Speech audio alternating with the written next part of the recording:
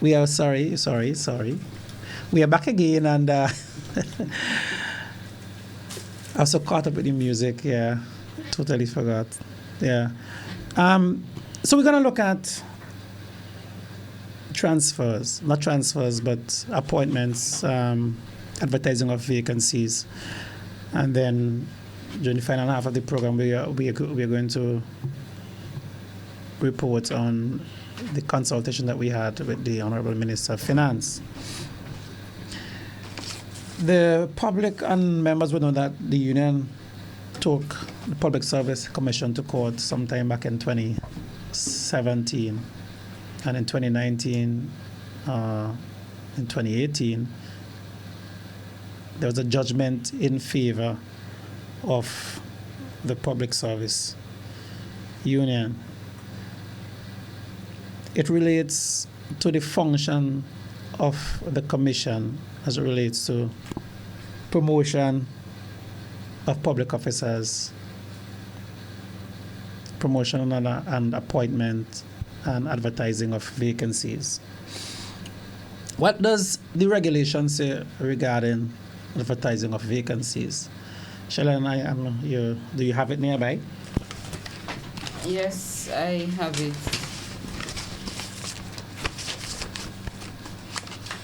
So I'm gonna go back to part 2 under appointments, promotion and transfers.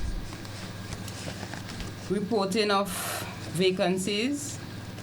When a vacancy occurs, or it is known that a vacancy will occur in any public office, in any department or ministry, the permanent secretary shall report the fact to the commission, and if the permanent secretary recommends that the vacancy should be filled by the appointment or promotion of an officer serving in the department or ministry, he will inform the commission.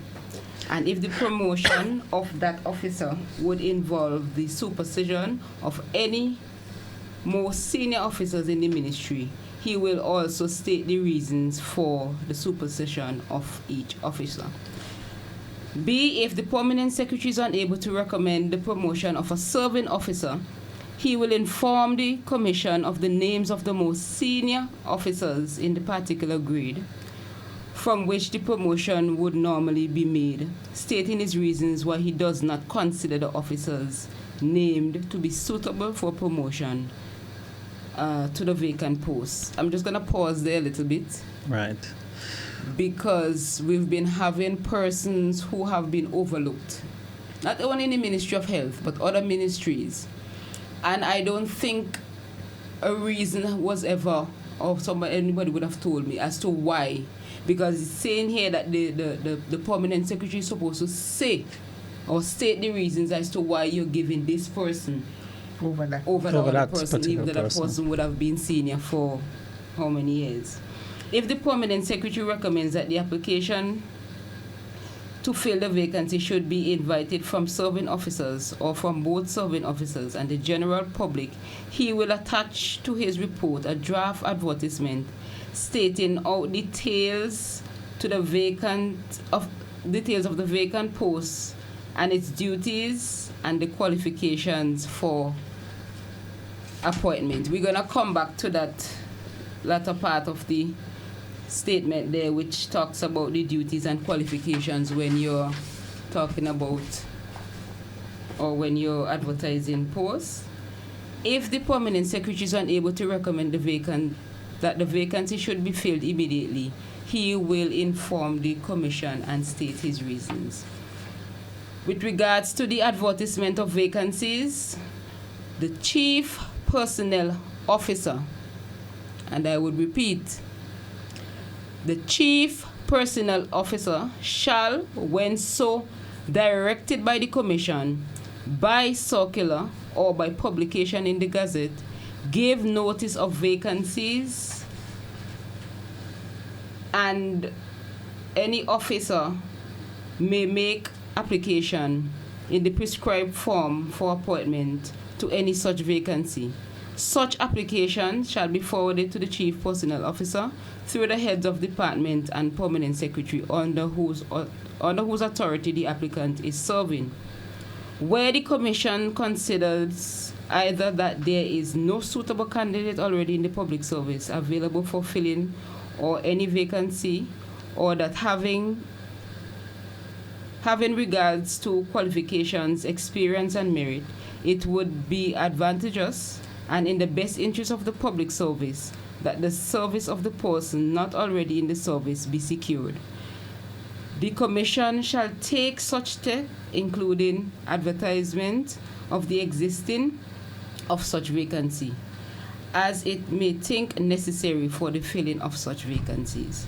So there it is in our Constitution with regards to advertisement of vacancies and reporting of such. So who really has the authority to advertise vacancies? Chief Personnel Officer. From what I am reading When here. so directed by the Commission. Right. So recently, there were a series of vacancies being advertised by the permanent secretary in the Ministry of Health. A series of vacancies. Does the permanent secretary have the authority to advertise vacancies? No. You must see a vacancy as a transfer. Well, not according to the Constitution. Or we have to ask whether perhaps the Service Commission delegated some of its responsibilities to the permanent secretary. Well, But the permanent secretary has zero authority to advertise vacancy to fill posts within the public service. And I noticed that a series, SNO, I think we had a copy of one of those letters. Yes, we do. Okay, Ministry of Health, Wellness and the Environment Memorandum. To all staff, PS Ministry of Health, Wellness and Environment, December 23rd, 2019. Subject, vacancy announcement. Applications are invited from suitable qualified persons for the under-mentioned posts within the ministry. Program 653, Hospital Services, Departmental Manager, Ward Manager. Program 667, Mental Health Services, Departmental Manager, Ward Manager. Now this is what is interested. The deadline for submission of application to the Permanent Secretary is December 24, 2019. Please note that these posts must be filled by December 31st, 2019. Your urgent attention is needed. Right. So they have to. They are told that anybody applying for those posts. There's actually two different memoranda. So I think we have a call.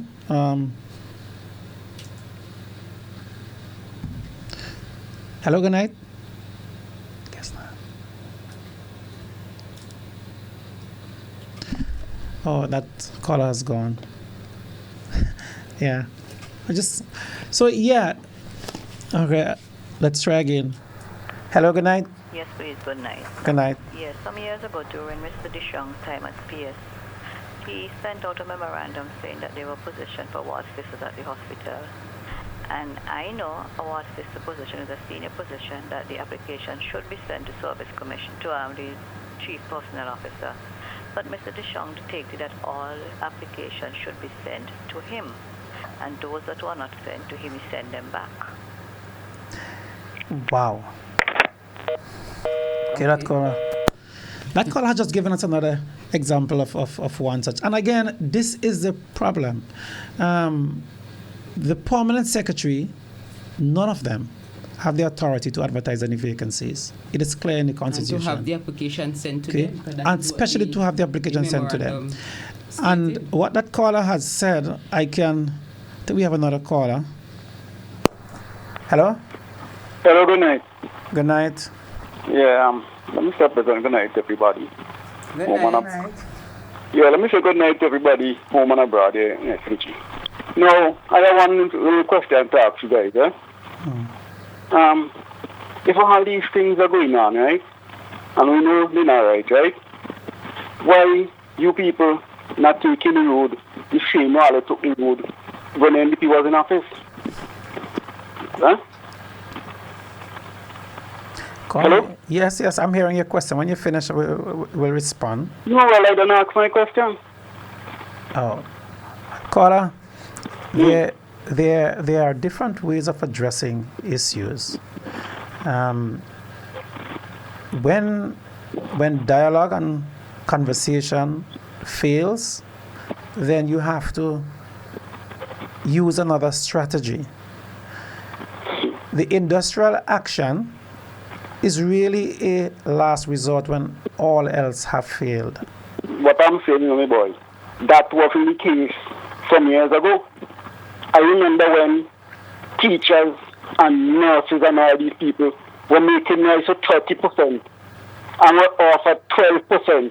They refused that and today they turn around and take one, and all this thing going on, which is serious and unjust to people, and people sitting down with their mouth quiet and waiting for other people to do something for them. Yeah. Caller, I think one of the issue is that the cohesiveness. We're not getting the But that's the problem. support from the persons who are also affected, because they're scared to talk. They probably would have been promised something, and that is the problem we're having. The biggest problem, not to cut and crack, yeah, but the biggest problem we have in Finland and again, yes, Yeah. the union, trade union leaders, they're making a mess of everything. They're working for the government and they're working for the people. It's like they're serving two masters. And I'm putting it to you guys, the same way. If I don't want this thing to really think, because if it come out that you all have to take, because I can't sit down and be taking these kind of things, man. How long it will go on? I agree. Come on, man. You all have to get all the things together, All you can't sit down and wait for people and just come on here and complain. The same way you guys took the street before this wicked government get in office and demand 30% and refuse trade and come now and take one. Yeah, I'm blaming all of Trust me. I'm blaming you guys. Might be tough who in the studio right now, but most of you guys are the thing tapping more than when you remember me, you can't plant corn and your peas, You could never plant corn and your peas. You see this so you would have to reap whatever come. There's a serious issue going on and it's been going on now for about 19 years. And then it's only talk. When I see when the opposition come out and ask for people to come and stand up with their feet, half of you guys who making noise and complaining now. All is sit down quiet and sit down and expect politicians to do things for you. That can't work, That can't work because just like me, I support an NDP. But anytime them do anything off key, I make it noise because that can't work. You understand what I'm saying? That can't work, and we the people have to realize that we are the boss. We run things, not them. You see why every election they have to come and beg me for we vote? Because we employing them. And I'm telling all again, to stop this kind of thing. We're going on here blaming this and blaming that and take the judgment straight. Have a good night. Thank you. Thank you. Thank you, caller. The caller made a point, and I want to. It's interesting. In 1999, I remember there was a CPSA conference here, and our Prime Minister spoke at that conference. And one of the things he said, which brings us to today, what the caller is actually saying. He said that public servants must take up their bed and walk. If they don't do anything, if you can't stand up and do something for yourself, And you will get nothing. you'll get nothing. See? Public workers must support their unions, pay their dues, participate fully in their collective branches, display utmost vigilance on their hard-earned rights, build the requisite industrial and political alliances on an ongoing basis, and serve the public well and faithfully. When all that and more is done, the public worker will not only survive, he will also prosper and advance. In short, the public worker has to take up his or her bed and walk. To be sure, the weight of all the public workers will be less to carry if there is a government which embraces their concerns and reinforces the practices of good governance. The point is cohesion, togetherness. And public officers have to come to that point too and realize that what the caller is saying, a lot of things been happening and we're just allowing them to happen. A union is as strong as its membership. Yeah? If the membership, when the membership gets to that point where they decide that enough is enough, then some of the things that are happening, you will see changes to them.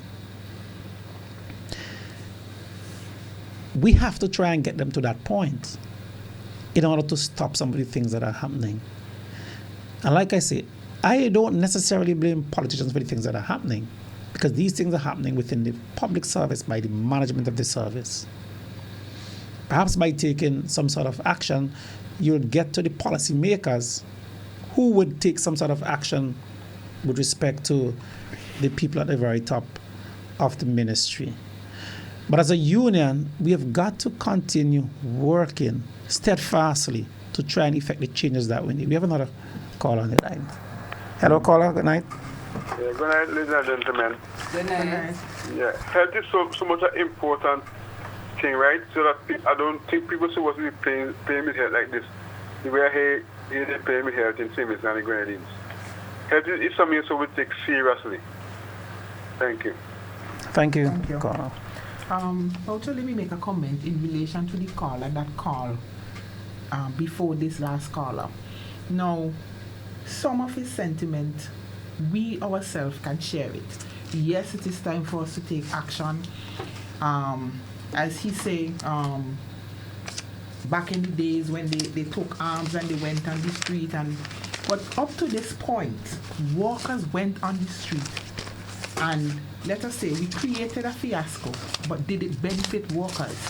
How did it benefit workers? And we're not running from what you're saying, but what we are saying, it is important for us to bring ourselves to the point to understand that dialogue is the key way forward. Because we might go on the road and decide that we're going to create a picket and whatever. Sometimes it gives our policy makers a bigger vent or a bigger road to walk. Because then you create a friction, and then we still went into an argument, us against them. Yes, that time will come when we will have to take that stand. But as I said, most Vincentian public servants continues to live in fear. And the little handful who is not living in fear is living on what people would refer to as the gravy train. Bring down the others so that I can get promoted or I can shine. So we go back. Apart from the Ministry of Health, St. Vincent is full of a lot of moles. So as soon as you decide to plan some kind of sick out or some kind of industrial action, the same person sometimes who are in the forefront with you, when you reach there, you realize that, hey, I was the only person who actually planned the strike because you're there alone. And then you look like the bad person. See?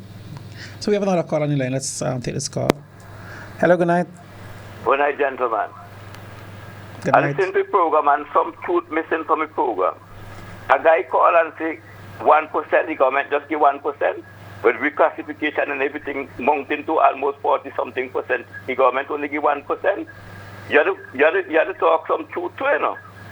You have to tell the people them exactly some truth to us. That reason why when they call out people on the road, they're not coming out because people know exactly how we're benefiting and all them kind of things. And if you understand people, you always spin it up in mud.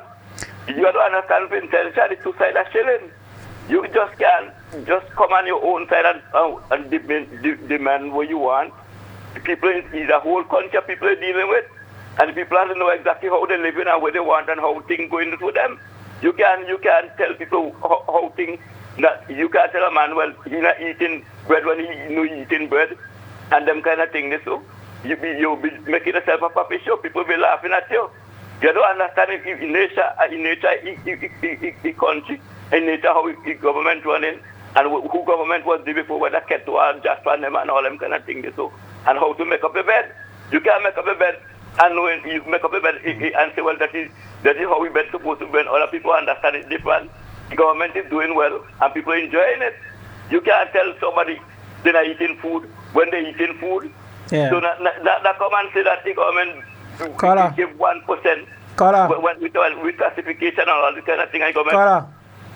Caller, we're not talking about reclassification. And the caller Yeah, who but talk- if we're caller- talking about percent, let me finish. 1%. Let me finish. The caller was 1%. He was the lying. no. And The caller, It's a 1%, caller, it's a the 12%. the caller who spoke about the 1%. Whatever context he was talking about, and I assume that he meant recently. Recently was Okay. 1%. How Was much? 1% join up with 1.5%. That make it I think up to No. That's not the 3%. point. How much? What was the increase for that particular year? Was it 2018? What was the increase for that year? I think it was 1.5%. No, but what the caller was But that's the referring point he's to- making. the But caller, yes. the caller was trying to say that we, Vincentian, came out and we went on the street bargaining that we wanted 30%. And then after we bargained for that 30%, what we took was 12% and a free salary for 5 years. You can't 5 run from years? that. You cannot run from that. That's the reality of things. Yeah, but okay. Until now, how much percentage you get? Now up to 50, nearly 50%. Yeah. 50%. Caller, but anyway, we're not focusing on the salary increases. We are going to come on a program and address all of the increases that we've been getting from since whenever. Yeah, but Because you go run into problem, you know. no, we have. Because you will never understand the intention, and like you yourself understanding yourself. The government getting stronger, and you have to be careful with doing because the government getting stronger day by day. No problem. We are addressing. man, have a good yeah. No, but you- And let us not. Thank you, caller. The issues that we're addressing doesn't really have much to do with He's salaries. just getting paused We are- now because yeah, the we are guy just saying- said that he's an NDP supporter. Yeah, we are addressing But- the issues within the public service service. that we have said do not necessarily have anything to do with politicians, but have to do with the management of the public service. That's what we are addressing tonight. Let's hear this other caller. Hello, good night. Hey, good night, Mr. Boucher. How are you, man? Good Hey. night. The lady there, I don't know her name is. Would like to say good night to you. Good night. Now, the program you're on is an enlightening program. And this is the problem we have in the society. If you have somebody in the society, you don't have a clue how the society functions. And they listen to somebody speaking and they talk like a parrot after that person. It's like spinning top it, man. Because you're trying to speak to him and he talking to something like he living another fantasy. He fantasizing over somebody literature to him. It's like you read dictation, saying over dictation. So my thing is that if you was following the whole you're talking about tonight, you was talking about in the sense of how people get jobs and the promotion and those kind of things. Yeah. Now, the guy who called just now before that, he was saying that in the NDP time, that the people wanted 38%, and the government said they only could give 12. Through that, we got to change the government. Well, no. I think in 2019, they only could offer 1%. Now, I show you that when you look at the NDP time to now, the country went backward in the sense of promotion. You look at some of the people who get promotion. There people get promotion over people who were there about 10 years or 5 years before them coming to the system. And they don't pass those people. So in the system, you don't have the continuity. If a man, let's say you work in the Ministry of Agriculture, and you are, let's say, second to the person who actually going out, you find that you the one sometimes get promotion. If you don't have, let's say, the unnecessary skill, like go to university, and all the time they can send you to university to study, so when you come back, you could take over that position. So they actually can't have a good continue going on. Exactly. But now you have a lot of young people now, you put into position who don't even understand the position you're putting them in. They have to take somebody who been there long to know to train them. It's backward we're going. Now you're trying to show this guy that, man, the guy calling trying to show you don't know what you're saying. Like, if he went to university, he's a graduate somewhere. And if he do the background of a man, I think he like me, but he went to secondary school. But the problem, you could feel that Yeah, thing, but like, yeah. I'm not fighting Trump, but you could see that it's like it's poor because you can see over the years he didn't aggress, he didn't think, he didn't, and so then he just depending a pot. There's a pot. The people say no, the pot you hire in 50 dumplings. But things get hard, you only go cook 25, but you want to feed the same amount of people feeding for 50. That means something you get. And you're trying to show him that the system needs to be hard. You need to put proper system, you need to follow for the whole civil servant to work. You have to follow the continuity. You have to put this right square pegs and square holes and those kind of things. And when you sit back here as a Vincentian and listen to him just trying to defend the party, brother, we don't pass the stage. Definitely. Our thing right now is to develop St. Vincent. Take a good look at the whole Caribbean. Grenada, Dominica, St. Lucia, name it. Long time St. Vincent name was up there, Trinidad and thing. Yeah, look at Trinidad, between Trinidad and Barbados and them places now. No, we come like the graveyard. Come on, think. We have a host of the people. You look at since these people get into politics. How much of them you could say multi-millionaire? How much of them have in house that you want to know where they get money to build this house, where they get money to put down this, where they get... Come on, there's a lot of things happening to our country that killing our country, not giving our people the chance to bring out the creativity to take the country to the other level. And the people who are supposed to be in the position to carry forward the country, they're not in those positions. So we need a change of government to fix St. Vincent. These guys is all about themselves. Now, we're talking about this. You take a reflection. Just reflect back in the days of Cuba. When Batista was running Cuba. Batista's force in Cuba was the whole house of the Caribbean. Right? Hotels, and when people from America are nice, they go to Cuba. Now, you look at St. Vincent now. We're taking the INS money to build hotels. No, when people come to St. Vincent, they're going to enjoy the nice beaches and things. Don't they have the infrastructure for that? If you're going to put hotels in the Caribbean, in the mainland, what you're going to put your emphasis on? Ecotourism? What all the nature trails, what are you doing to them? You're developing them, you put in proper system and people have somewhere to go. But then you have people in your party saying, what St. Vincent plenty pretty girls. So your thing is to create prostitution. So come here to St. Vincent, you have plenty free where you want to, you could free yourself up to where the kind of thing you want because our people is pretty and easy to get. Come on, sweetheart, you have to tell the people the truth. And that guy who called, he really embarrassed me as a Vincentian. Come on, and the same time to just politics. This is the time to save St. Vincent, man. Thanks, fellas. All right, Carla, thanks. Thank you, caller. Yeah, so the Carla made some points, and on different programs, because we intend to address a lot of issues as we go forward. Issues that even relates to the economy itself, okay? Because we have to address all of those issues because they affect the public servant or the worker themselves, what really affect the workers. But like I say, tonight we are on a different track. Let's see what this other caller has to say. Yes, caller, good night. Boucher, good night. Hey, how you doing? Good night. And the two ladies who are there, Good night. Hi, good night. greetings and salutations. Thank you. Thank you. Boucher, I start to listen from since you start, and the program was going good until an Adventist who does eat pork. I wouldn't know that. Well, that is a confession that I already made. Oh, okay. That pork and steamed breadfruit make you feel 20 years younger. So, maybe he believed that every Vincentian could go that way. But I want to talk a little bit concerning those transfers, in which you will take a lady with a 3-year-old child. Let me say that his salary was on the mainland, let me say $1,500. You're going to send she in the Grenadines to look for her own home, place of abode, with the same salary. In the Grenadines, the standard of living down there is far higher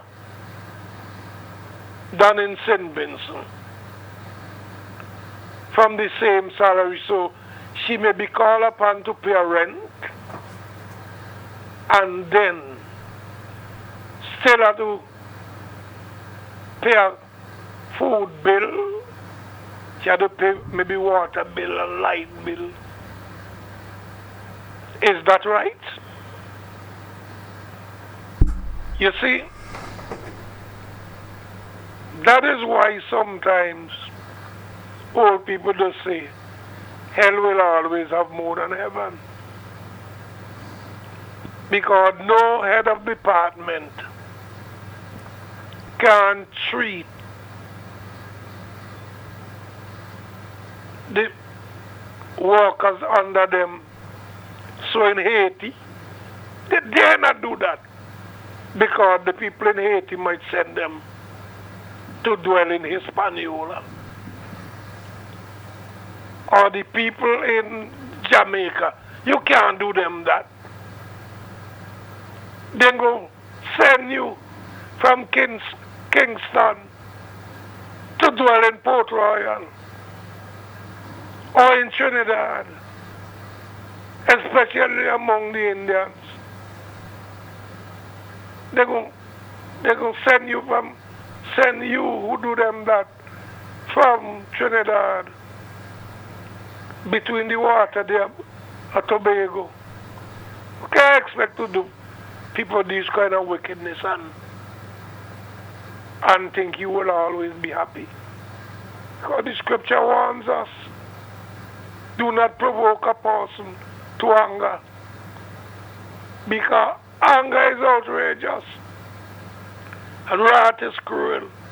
When you do people that and they turn back their hand upon you, then some people will say different things. These things isn't right, man. That is so true. These things isn't right, and how you think some of these heads of department will like people just take them from St. Vincent and send them to live in places like Afghanistan and Iran and Pakistan? They will never like that. So then why do your fellow man these kinds of things? It ain't right. Some young people might just one of these days can't contain themselves and create some kind of history. And something stupid happen. And then something stupid happen. Yeah, we'll create some kind of history. Because if you want to reduce me to rubble, you want to burn down my house. Sometimes the same person want to burn down my house, somebody might burn down their house first. That is true, Carla. That is true. All in self-defense. Yeah. So let people be reasonable, man. Let people be reasonable. Thank you so much. I just saying that, and you make I remember one time a man was telling, who was the head of a department, was telling another guy, I over you and I could ask you a transfer to send you down by the hospital to carry the dead. When dead die in the hospital, to carry them mortuary. So these people just have their ways, and let me tell you that, sometimes when they're competing, when you can't stoop to them, because you got some people, when the women them wouldn't be subjected to them. Yeah. In compromising fashion. Yeah. You had to shorten it up, yeah? Yeah. They put all kind of pressure upon you. And sometimes when they want to get after the lady, they try to send the husband to work far away. So when they work far away now, they try to sneak in like rats Blessings on you all. Blessings, Carla. Thank you, Carla. And let me just tell Stephen Razor, Thank you. if he have any pork, he could get the Adventist who does eat pork. Thank you, Carla. Thank you. Blessings. Good night. Thank you. It's interesting. We had to touch on, and we are winding down, but we had to touch. So then we might very well have to move it over to the next program. We have to touch on the issue, and my friend Abraham started it, of the public health nurses. That's going to take a lot of time. The public health nurses and the filling of vacancies within the public service, particularly when retirees are taking up those positions that persons who have gone after study and come back would expect to fill. But when they get back, people who are on retirement are occupying the posts. I don't know whether it's friend. I guess we'll deal with the friend and the nepotism within the promotion regime of the public service. That is going to take us a lot of time that we have to address that. So make yourself available by the next program. It is going to be a hot topic because it is going to take a lot of time to address it. On Friday, the 17th, the Public Service Union and all trade unions went to budget consultation with the Minister of Finance, the Honorable Camilo Gonsalves. Firstly, let me say it was a different kind of meeting, different in that it was very positive. It is the first time in as long as I can recall we have had such good dialogue at the consultation meeting. We were able to listen to what the minister had to say when he gave a synopsis of the budget, and we ourselves were able to ask questions that we deem important to addressing things that we have been struggling with throughout the year. The minister was forthcoming. I'm of the view that he was quite honest, and that is the kind of approach that is really needed in addressing issues. He embraced dialogue. Call it a conversation. He embraced having a conversation with the unions, and recognize that it is necessary to have that conversation if we are to progress as a country. And I have to give him credit for his approach and conduct in that particular meeting. We dealt with a number of issues. We addressed the repair of clinics because we know that a number of clinics are in deplorable condition. A number of them. And we asked about those clinics, the nurses' quarters in Rosal, the clinic in Beckway, the clinic in Greggs, the one in Sion Hill. We touched on all of the clinics. He indicated that within the budget, there is provision for repair of clinics. In fact, he said, quite similar to what they do with the schools, it's just that this time they're addressing clinics. Okay, and we're happy that that is the case. We'll have to listen to the budget presentation to get a bit more details on how much money is allocated for all of that. But he mentioned that they are addressing the issue of the clinics. He talked. We asked about the Bureau of Standards.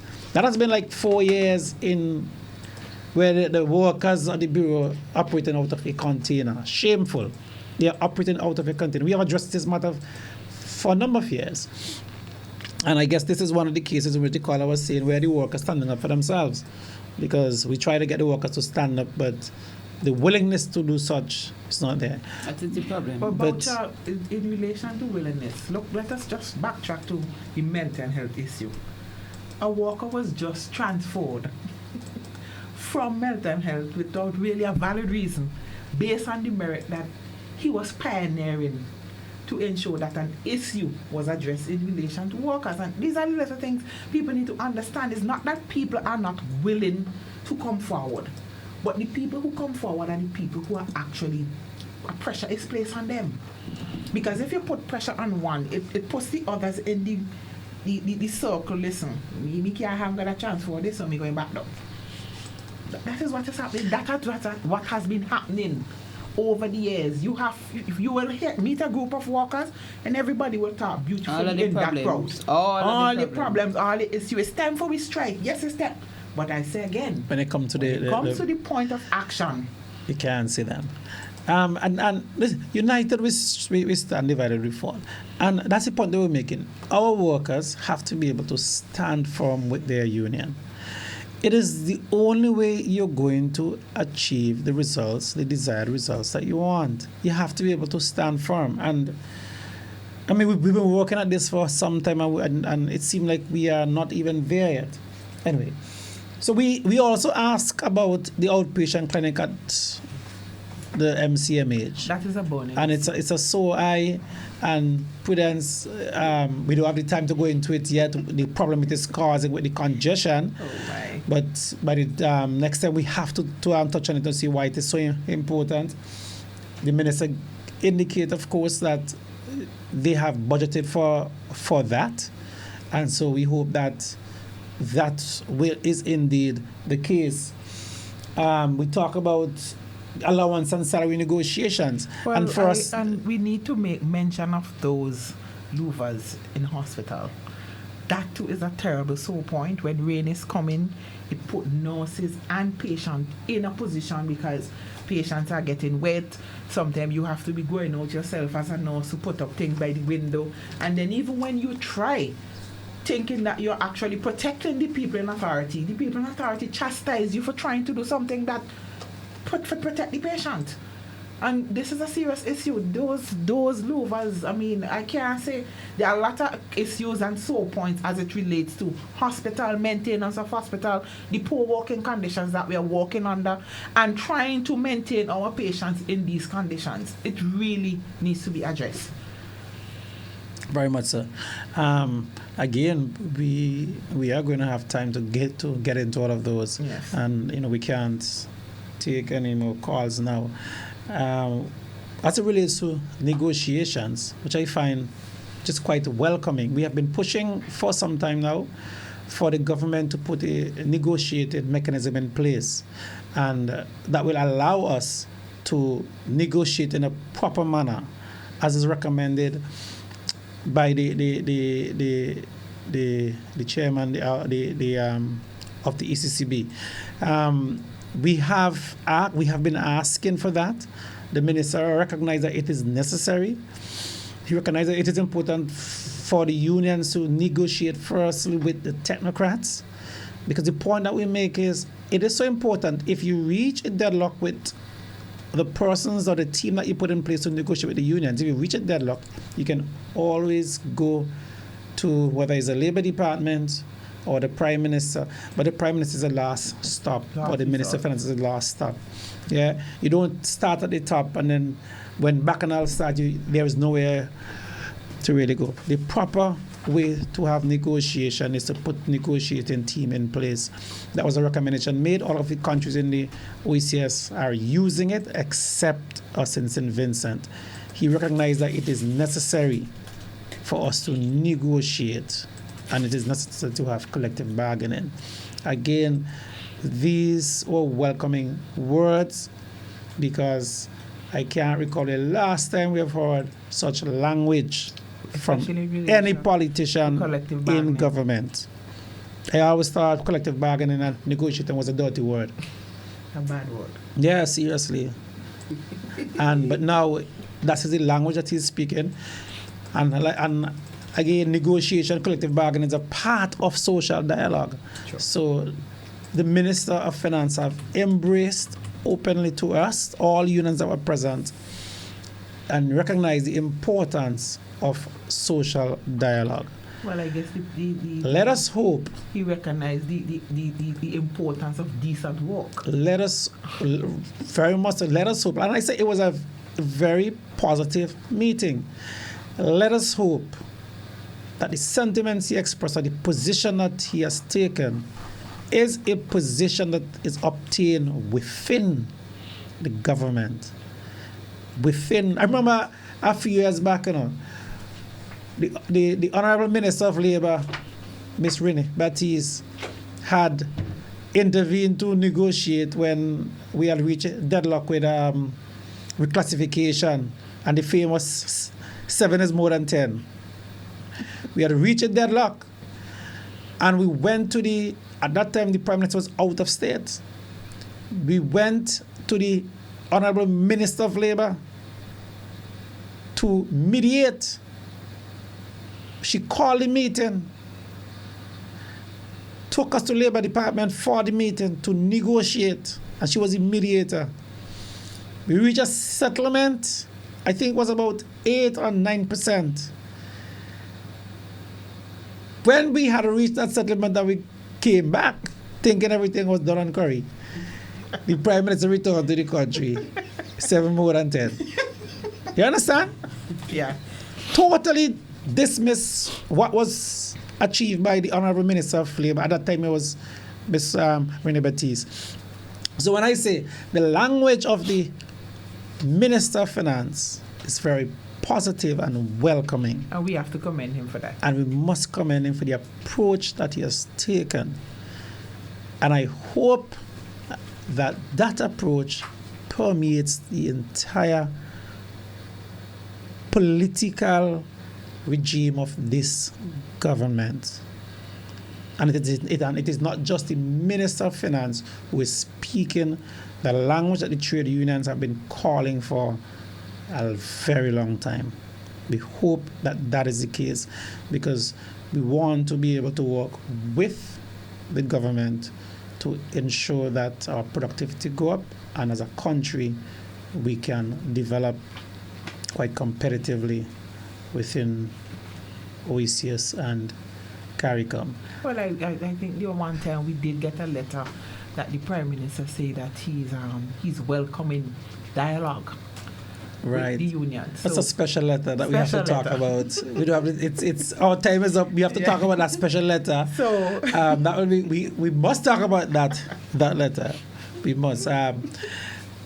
So Shellyan and Prudence wrapping up. Okay, we want to thank you for listening. Thank you and good night to our public servants and those who are members and non-members, because we represent basically everybody. I know it's easy to say what is the union doing, and everybody is asking what is the union doing. They're waiting to see what the union is doing. Maybe the question we should be asking is what we can do for the union and how well we can put our resources together for the betterment for everybody. We're hoping to be on other programs, subsequent programs, to follow up on all the issues that we were not able to tackle tonight. So, pleasant good night and all the best for the rest of the week. well, in the light of the fact that our time is up, I would just like to say pleasant good night to all our listeners. Thank you for calling, and continue to make your contribution towards PSU Speak as we continue to move forward working together. Okay. So, callers, again, we want to thank you for listening, as you know, as the others have expressed. We have a lot to really talk about. We have a lot of things that we did not get to cover tonight that was supposed to be with this program, and we will attempt by the next program, which is the